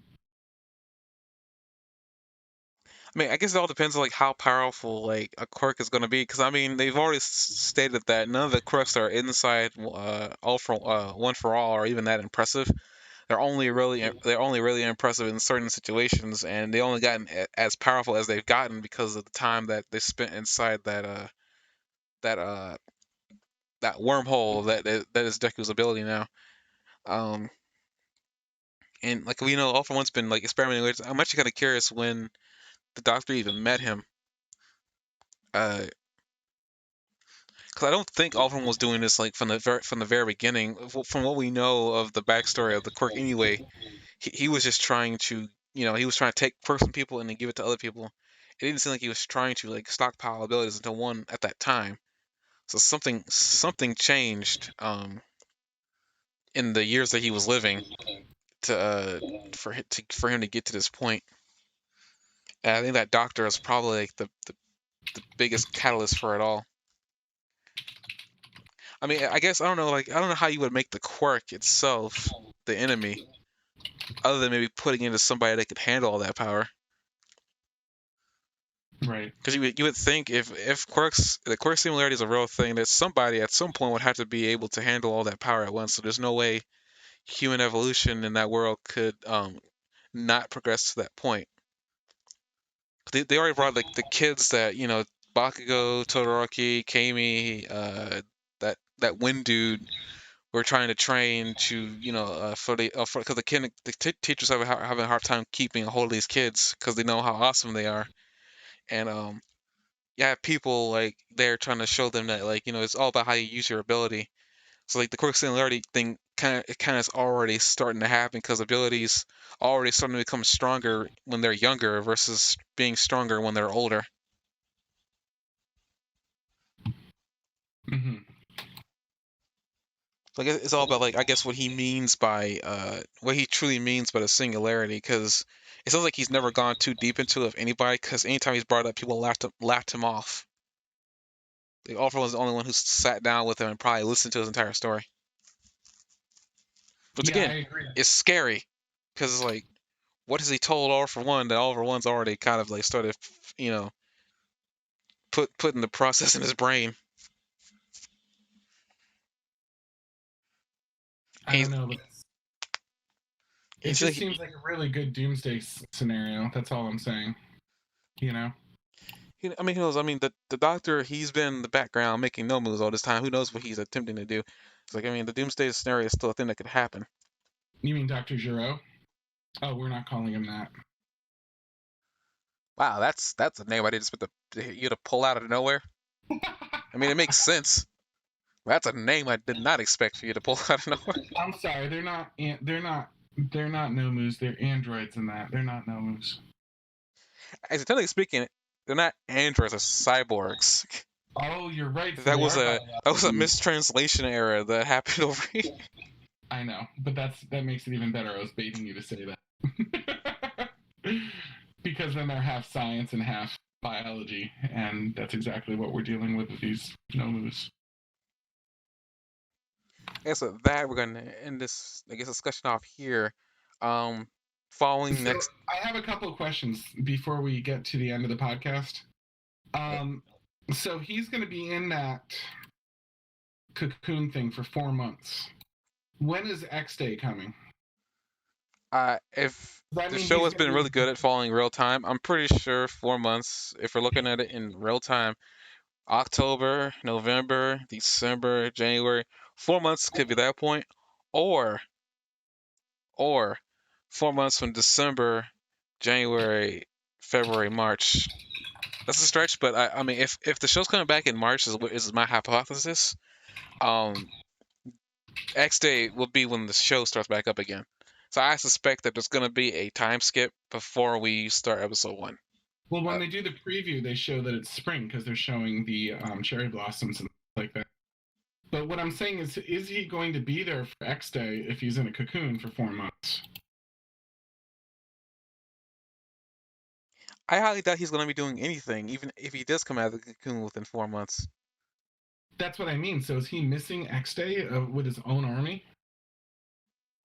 I'm pretty sure because I mean, he already stated that he doesn't care about much of anything. I mean, he's gonna let his team members do what they want. So if he's already stated outright that they're going to be generals in this army thing, he doesn't need to be there. As I said before, he's already taken the role of the ultimate leader, end all be all guy sitting in a chair that is typical in most modern day shonens now. There's a guy in a chair leading the entire operation from wherever he wants to be. Um, Perfect example, Aizen. People hate that dude because of how much he knows, but he's only ever sat in a chair for more than 200 episodes. So like he's already taken on the role of the ultimate leader sitting in a chair. I don't suspect he's going to be doing much of anything. Plus, maybe what he's going to do is he's going to come out of the chair and he's going to do what I hypothetically said was that something tells me I don't think this is going way too well for a huge operation. Somebody should have found out that someone's been leaking information to the heroes all this time. I Mhm. have a s- I have a I have the I have a very I have a sneaking suspicion that I think that Dabi has been leading Hawks on this entire time, and that like he's already told Shigaraki that what he's planning to do is like lead the heroes to be over here, and it's gonna leave something important unguarded. And my theory is that it's gonna leave because if he's involved in the heroes, there also there's gonna be a lot of police out there to arrest people.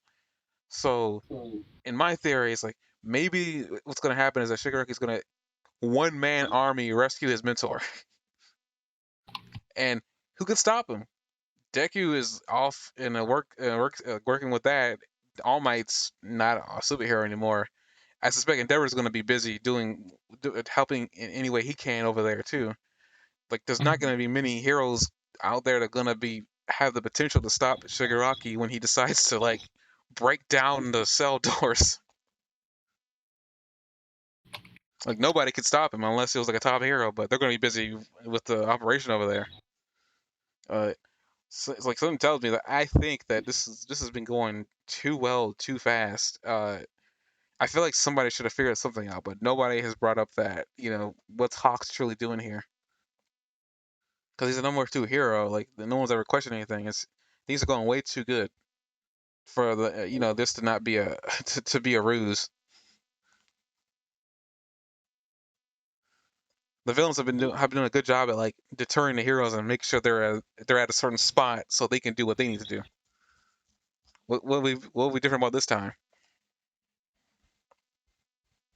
I don't know what would be different. Like something's going on. Like I really think it's like I feel like it's like the real goal here is to get their master out because they spent a good majority without him growing and learning to operate by themselves. Like the next thing would be to rescue all for one because all for one's been doing nothing, sitting on his behind the entire time, I smiling. feel like All for One doesn't need to do anything. Right now, he's deliberately because Shigaraki needs to be pushed to the limit. Like I deliberately think he's saying like this is it. Like just like the scientist guy was. Like he's saying like this he needs to be on his own right now to grow. You can't coddle and coach him. That was what he was criticizing All Might for doing. And now he's just like biding his time. He's probably immortal, so he's just hanging out there and being out of the scene so that he's not interfering with this guy's growth and he can reach his full potential. It makes perfect sense to me why he's not there. No, I'm saying I feel like that like in the very worst. I mean, Shigaraki has been. I feel like Shigaraki has been trying to buy this time to figure out how to rescue his mentor, regardless of how All for One feels about like how like the approach of training your protege. Mm-hmm. Shigaraki is still is technically in his own mind still a little kid. Because I mean, you make the comparison. He's like you make comparing to a child. He is technically still a little kid in his own brain, in his own mind. Like Yeah. he's going to seek out his. He's going to do everything in his power to seek out a parental figure. Who's been that parental figure? All for One. All for One is in jail. He owes a great debt to the man. What? How can I repay this debt? How would I break him out of jail? How would I do it by myself? Because it doesn't seem like Shigaraki's all that invested in this like I mean not parental, but the parental front. He's done it, and it seems like he's only done it because he wants to he wants to be able to be an effective leader and gain the trust of his friends, quote unquote. in this Liberation Army. He's already given them a role as being generals to command this front. It seems like to me Shigaraki is trying to stay, I guess, as far away as from commanding a large group of people as he can for right now. Mm-hmm. Because if he wasn't, he probably wouldn't have he probably wouldn't have just given all the power to his comrades. Maybe he would have given some of the power to them, but not all of it. To me, it seems like he's trying to do his best to do another plan in the background, and let them take over for the time being. Because he said he's gonna let them do what they want. Like that's not something like I guess somebody would say like willy nilly. I think he's in I think it's a plan in his own brain that maybe they don't know about, and maybe he's going to execute it when he's finally out of the cocoon. Whatever that plan is. I still think it's maybe What's trying to liberate interesting his that master. Even if his he master doesn't hasn't need it. I think he's going to try liberating him anyway. he hasn't once mentioned the guy at all, like in a long time. It sounds like his pure interest is doing as much damage as possible, and he's kind of just sort of a trained weapon for All for One more than anything. That Like doesn't mean he's not just thinking about him. chaos that he's released upon the earth more than like I know through manipulation and warping. Like I don't know. But It I just don't doesn't think I seem. don't I mean I It don't think doesn't that means he scan that hasn't this thought guy about him. has like some noble like goal for him. I don't It think it's a seems like noble goal. I just think that for based on what he's done and everything we've seen in his past, he's been groomed to do this or that. Usually if you groom a good weapon, usually the weapon comes back to you to fight for you.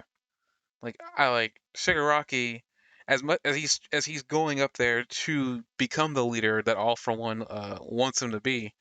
I'm pretty sure All for One's still got things he needs to tell Shigaraki, and I'm pretty sure he hasn't told him the whole story.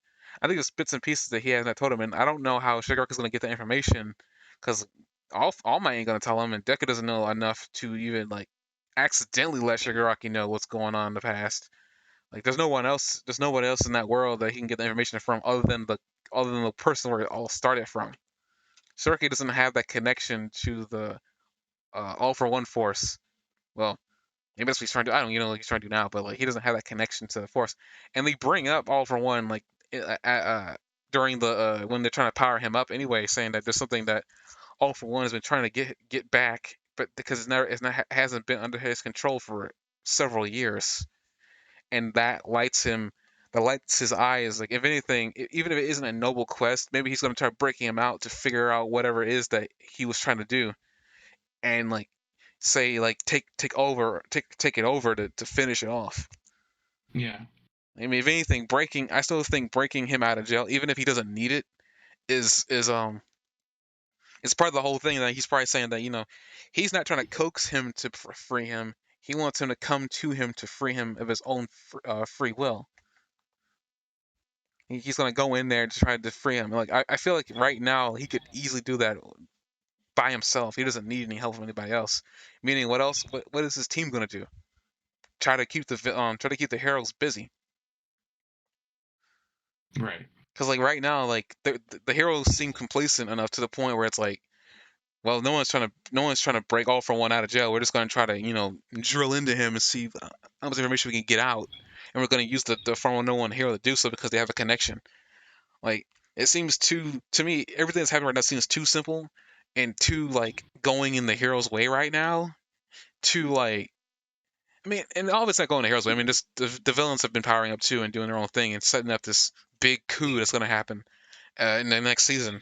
But to me, it's like okay, they got Hawks in there. They can't 100% trust them, can they? And it's like I don't even know. If they even trust him 100%, because right now things are going way too simple for him right now. I'm surprised no one's tried to hang him on the coals for it. Right. And there's no Well, way. very Things are few going too people simple. So I feel like there's another goal involved with Shigaraki and very his. few people even know what's going on with it. You know, like they very few people even Endeavor didn't know what was going on at first, right? Yeah, I mean that's what I'm saying. Hawks is able to get information out to him, um, through a book, and I mean as simple as it is to put something in a book so somebody can read it, it just seems kind of odd to me. It's like things have gone too simple. Things have been going way too well. I'm surprised Dalby didn't question him about what he was talking to Endeavor about. He just seemed like it didn't seem to bother him. Mm-hmm. Even the Liberation Front was like, Like they didn't seem to be all that concerned. They were more concerned about like Hawks getting a cup of coffee inside the building. Like they're like the obvious questions that you think they'd be asking weren't being asked.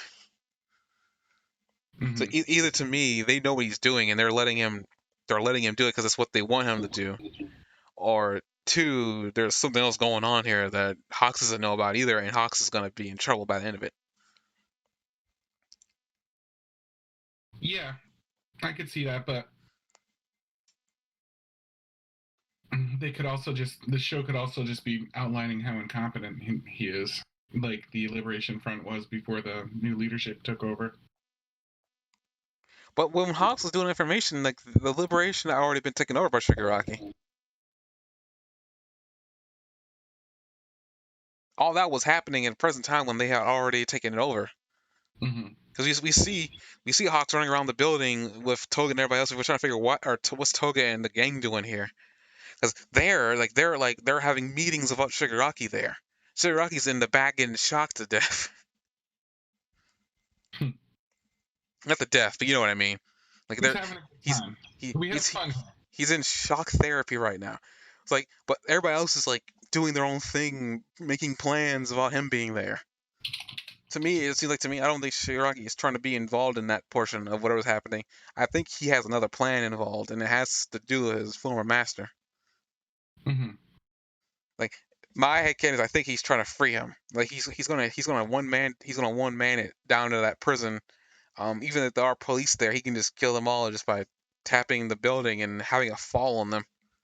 I think once he gets good enough to do that, it's going to be irrelevant that he can.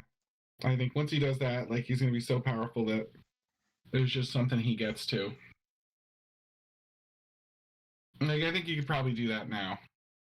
That's what I'm saying. I'm pretty sure he can one man it in there right now, but he's choosing not to Right. for whatever reason. By the time he gets around to it, it's going to be like no big deal at all. I'm saying, I feel like the ultimate like his one of his ultimate goals right now is to free his master. After that, I have no idea. All cards off the table. He could probably like demolish an entire city because he's already done it once. He's already done that once. He's got earth shattering abilities now. Um, for like it's just ridiculous now how much powerful he's gotten from where he was to where he is now. There's a jump, and it all happened because he got his memories back. Like I guess that proves how powerful the mind is. Yeah, did you have more questions or was that it? Let me check my list. I had one other note. Oh, what is the? I'm sorry. Did you talk about Stain yet?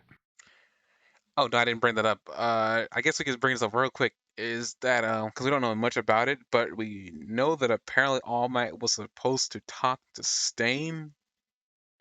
And now they're going to put off the conversation. It makes sense that All Might would do it because he's the one that Stain respects so much. But that seemed kind of interesting. I mean, there's these little like threads that they've got. They've got Aerie starting training because something's going on with her horn where electricity's coming out of it, and she seems upset about that, but I don't know why.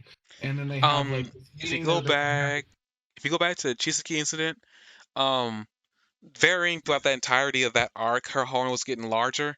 It was very inconsistent because it seemed like some situations her horn would shrink, and other ones it'd be get longer. If you actually look at the scene where Deku is like holding on to Eri and her horn is like at its longest, uh that her quirk was at her most powerful. For whatever reason, it seems like her quirk is coming out of that horn. I have no idea why it's coming out of that horn, but it seems like to me it's coming out of that horn. Oh, see, I just thought the horn was like starting to grow again because it shrunk after it was being used.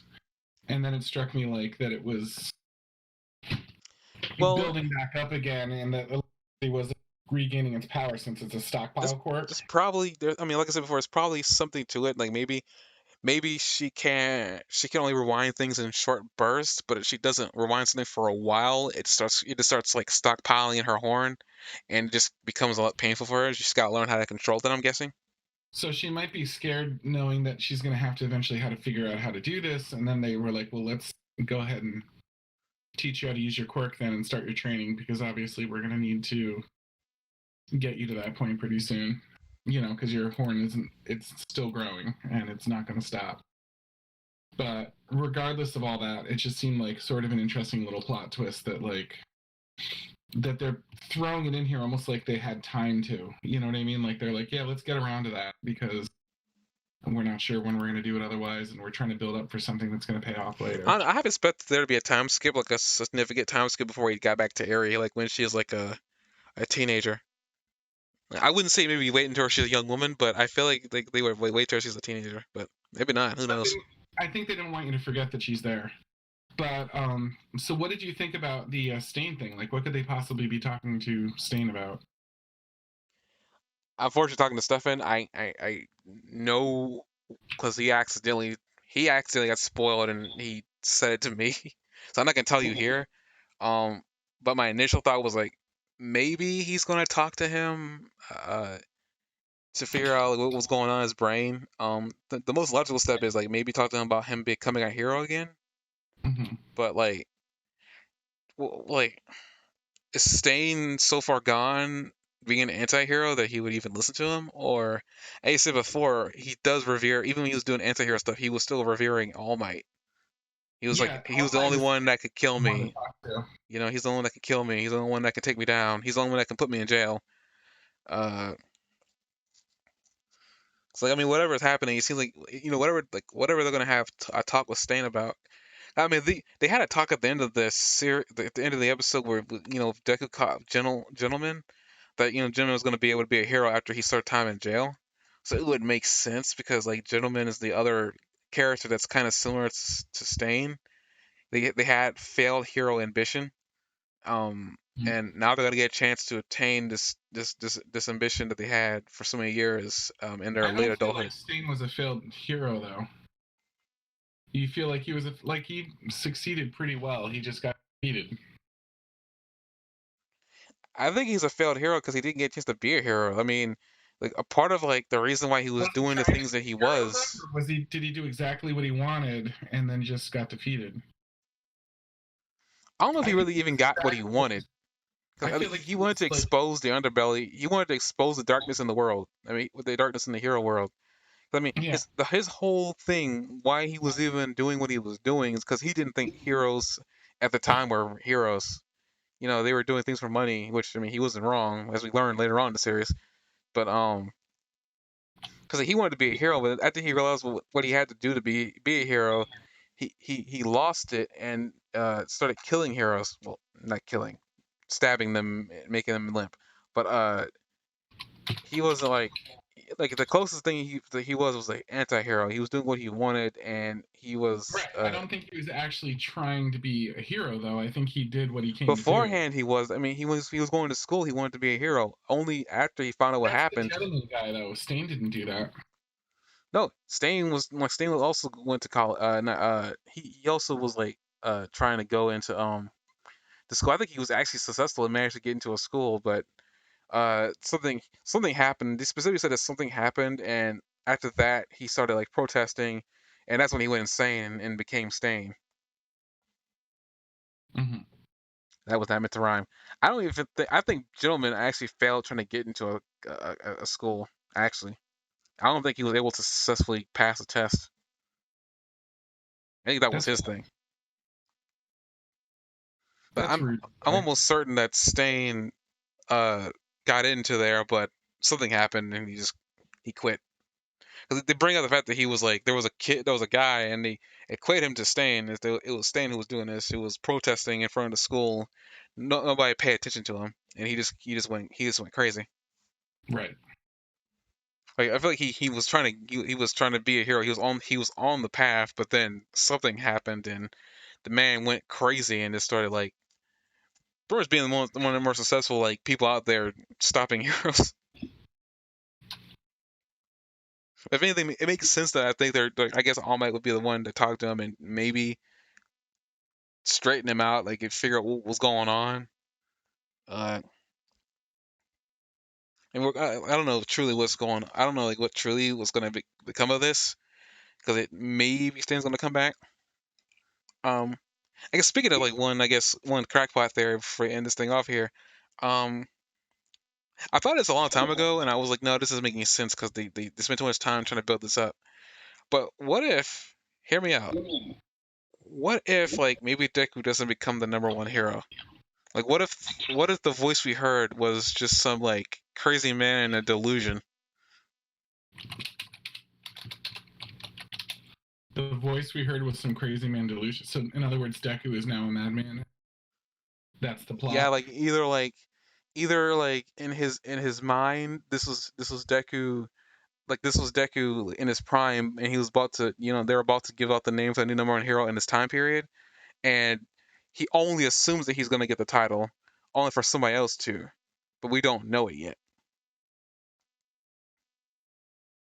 Like, what if this was like some like very elaborate ruse that we didn't know was coming to fruition?